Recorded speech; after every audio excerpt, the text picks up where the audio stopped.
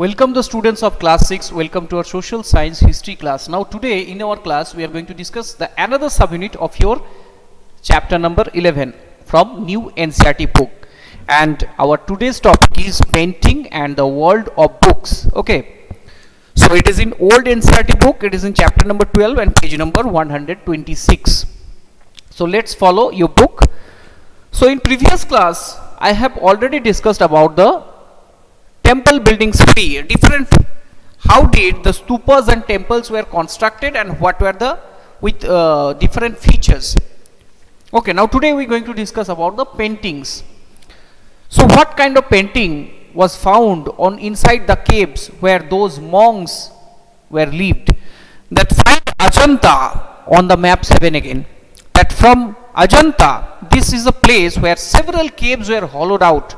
So total 29 caves were there, and some other caves also found in nearby, and most of these were monasteries for Buddhist monks, and some of them were decorated with paintings. And here are some examples. As the caves are dark inside, so most of these paintings were done in light of torches. Okay, so light of torches, they using the torches to lighting for the lighting inside the cave, and drawn all these beautiful paintings, and the colors used on these paintings are natural colors, okay, such as the turmeric, the plant extract, the flower extract, the charcoal. So all these things used, and also the indigo powder. So all these things in this way then use the natural colors to draw these beautiful pictures, and which are vivid even after 1500 years ago. If you can see these pictures, they are so much beautiful and in exquisite designs are there. So, and they are so much vivid, they are not fade, and some of them made with the plant and minerals, the colors. And the artist who created these splendid works of art remain unknown, but there is a unknown mystery that who drawn these beautiful type of paintings were totally unknown to us. Okay, so one of the example also given in your book, the painting of Avalokiteshwar and from the Ajanta caves. So these pictures are mainly depicted the stories of Jataka, and Jataka is a book of stories. I will tell you after that some of the best known epics also written at the time.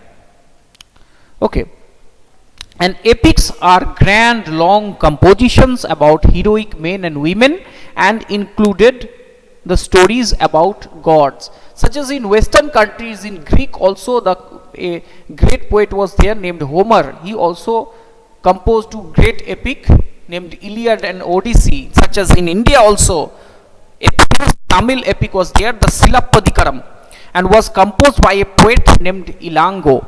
And around 1800 years ago, it is the story of a merchant named Kovalan, and who lived in Puhar and fell in love with a courtesan named Madhavi.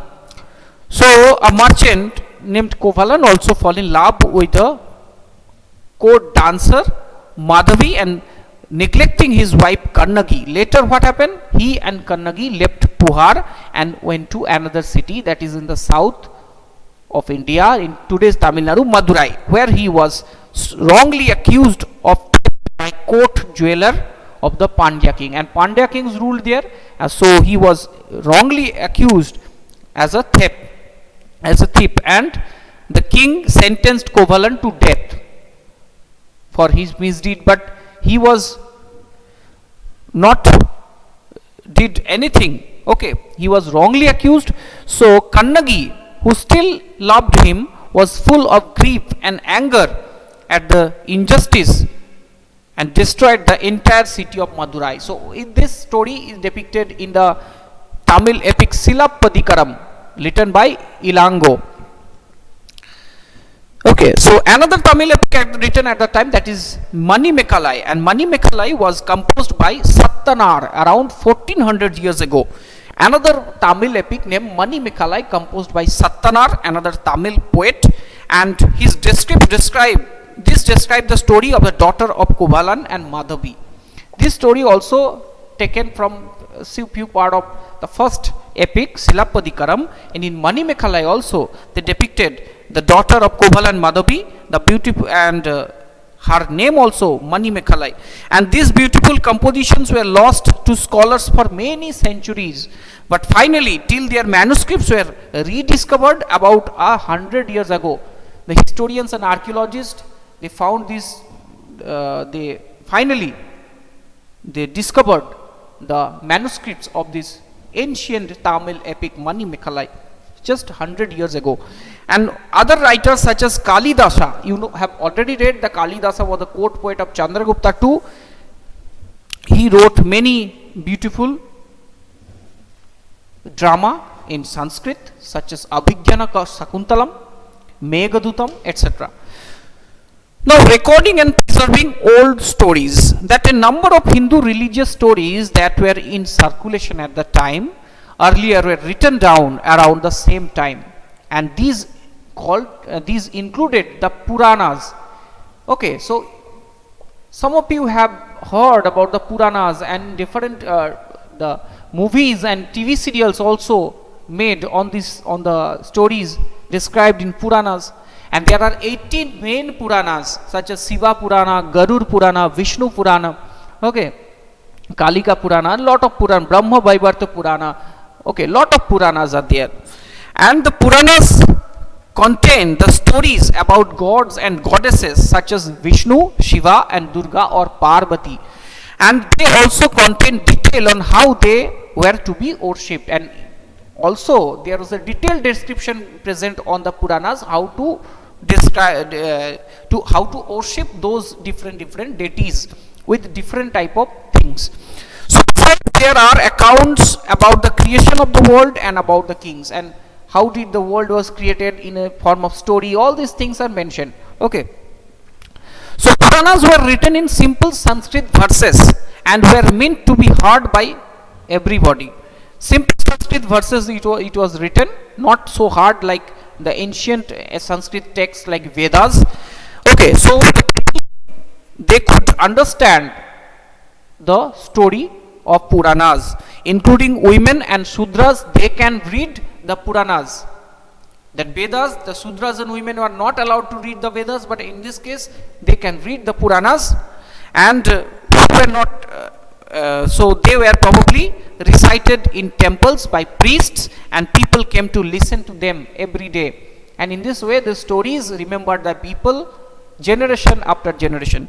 So two Sanskrit epics that was very much famous, that Mahabharata and Ramayana, had been popular for very long time, and some of you may familiar with those stories. And the Mahabharata is about the war between the Kauravas and Pandavas, the cousin brothers, and who were cousins, and this was a war to gain control of the throne of the Kuru and their capital Hastinapur.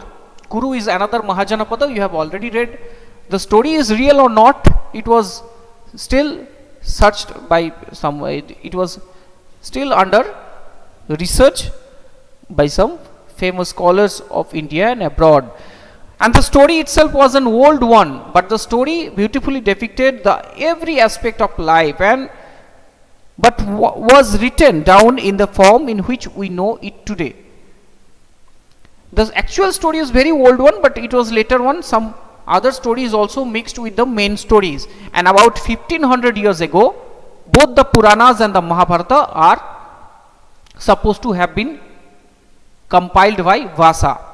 So it was says that Vyasdev or Vyasa composed the Mahabharata around 1500 years ago. It was started long ago, but finally adding more stories by different scholars with different sages, and it was a huge composition with 18 chapters. And the Bhagavad Gita, it is also a part of Mahabharata, and it is also considered as a holy text of the Hindus.